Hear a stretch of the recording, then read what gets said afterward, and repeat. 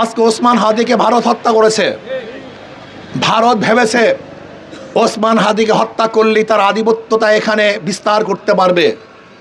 আমি ভারতকে বলবো, তুমি ওসমান হাদিকে হত্যা করো নাই, তুমি নিজে হত্যা হয়েছ। বাংলাদেশের মানুষ ভারতের গোলামি করবে না ইনশাআল্লাহ। আমি ভারতকে বলবো, ওসমান হাদির খুনিরা তোমার দেশে পালিয়ে আছে।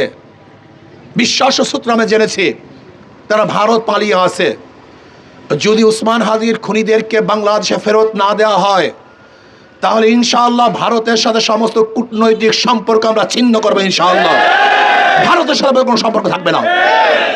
আমাদের শত্রু, আমাদের দুশ্মন, আমাদের খুনিদের আশ্রয় প্রশ্রয় স্থল হলো ভারত। কাজে ভারতকে বলবো, হুঁশিয়ার, সাবধান হয়ে যান, সাবধান হয়ে যান। খুনিদেরকে বাংলাদেশে ফেরত দেন, বিচারের আওতায় নিয়ে আসেন। যত জালেম গুন্ডারা আছে বাংলাদেশে ফেরত দেন। যদি ফেরত না দেন, তাহলে বাংলাদেশের মানুষ এমন গর্জন দিবে, আপনাকে ফেরত দিতে বাধ্য করবে ইনশাআল্লাহ। আসুন ইনশাআল্লাহ আমরা সম্মিলিতভাবে আগামী যুদ্ধে, একটা যুদ্ধ হবে কবে না ভাই, বুঝলে গেছেন এর মধ্যে সবাই, একটা যুদ্ধ হবে কবে না ভাই।